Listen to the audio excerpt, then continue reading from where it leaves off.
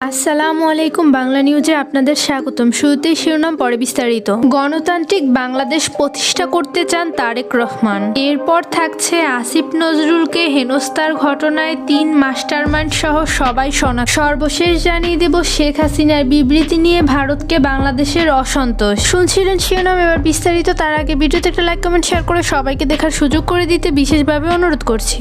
গণতান্ত্রিক বাংলাদেশ প্রতিষ্ঠা করতে চান তারেক রহমান। গণতান্ত্রিক বাংলাদেশ প্রতিষ্ঠা করতে চান বিএনপির ভারপ্রাপ্ত চেয়ারম্যান তারেক রহমান। বৃহস্পতিবার রাজধানীর লোকসল হোটেলে রাষ্ট্রকাঠামো মেরামতের রূপরেখা 31 দফার আলোকে সংস্কার শীর্ষক অনুষ্ঠানে তিনি একথা বলেন। লন্ডন থেকে ভিডিও কনফারেন্সে প্রধান অতিথি হিসেবে তিনি অনুষ্ঠানে যুক্ত হন। তারেক রহমান বলেন, আমাদের রাজনৈতিক দর্শনে ভিন্নতা আছে, সেটি স্বাভাবিক। তবে আমি বিশ্বাস করি ভিন্ন ভিন্ন রাজনৈতিক ধারার মাঝেও বৃহত্তম পরিসরে আমাদের সবার মাঝে একটি বিষয় আদর্শিক ঐক্যমত রয়েছে, আর সেই বিষয়টি হলো একটি গণতান্ত্রিক বাংলাদেশ প্রতিষ্ঠা। তিনি বলেন, আমরা সবাই এমন দেশ গড়তে চাই যেখানে আর কখনো ফ্যাসিবাদী স্বৈরাচার মাথা নাড়াচাড়া দিয়ে উঠতে পারবে না। আমরা সবাই একটি স্বাধীন এবং সার্বভৌম বাংলাদেশ চাই, যেখানে জনগণের অধিকার ও স্বাধীনতা কেউ কেড়ে নেবে না। আমরা সবাই একটি নিরাপদ ও সুরক্ষিত বাংলাদেশ চাই, যেখানে গণ আকাঙ্ক্ষার প্রতিফলন ঘটবে। নির্বাচিত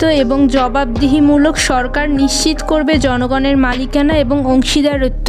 আসিফ নজরুলকে হেনস্থার ঘটনায় 3 মাস্টারমাইন্ড সহ সবাই শনাক্ত। সম্প্রতি সুইজারল্যান্ডে আইন বিচার এবং সাংবাদিক পরিষদ উপদেষ্টা অধ্যাপক ডক্টর আসিফ নজরুলকে হেনস্থার ঘটনায় 3 মাস্টারমাইন্ড সহ প্রায় সবাইকেই শনাক্ত করা হয়েছে। পররাষ্ট্র মন্ত্রণালয় সূত্রে জানা গেছে, জেনেভার লোকাল স্টাফ হিসাবে আওয়ামী লীগ আমলে নিয়োগপ্রাপ্ত বাণিজ্য মন্ত্রণালয়ের সাবেক কর্মচারী মিজানের চাকরি ডিসমিসের সিদ্ধান্ত হয়েছে। হেনস্থার ঘটনায় 3 মাস্টারমাইন্ড সহ প্রায় সবাইকেই শনাক্ত করে তাদের বিরুদ্ধে আইন অনুযায়ী ব্যবস্থা গ্রহণের প্রক্রিয়া শুরু হয়েছে। মন্ত্রণালয়ের প্রশাসন সূত্র জানিয়েছে, এই ঘটনার পর বিদেশস্থ বাংলাদেশের সব মিশনে জরুরি পরিপত্র পাঠানো হয়েছে।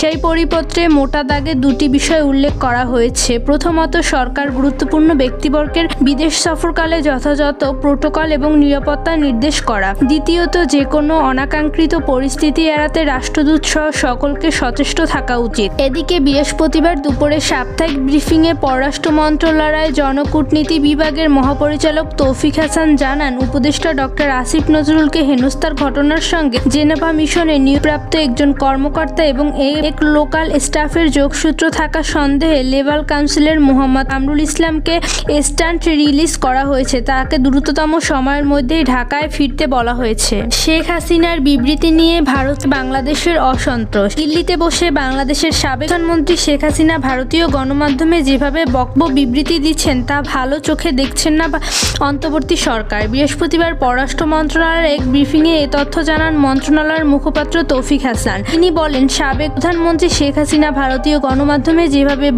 বিবৃতি দিচ্ছেন তা ঠিক হচ্ছে না। অন্তর্বর্তী সরকার এটাকে নেতিবাচকভাবে দেখছেন। তবে বাংলাদেশের পক্ষ থেকে ভারত সরকারকে অসন্তোষ জানানো হয়েছে। তৌফিক হাসান বলেন, ভারত সরকারের অনুরোধে করা হয়েছে শেখ হাসিনা যেন সেখানে বসে বক্তব্য বা বিবৃতি না দিতে পারেন। তবে ভারত থেকে কোনো উত্তর পাননি বাংলাদেশ বলেও জানান তিনি।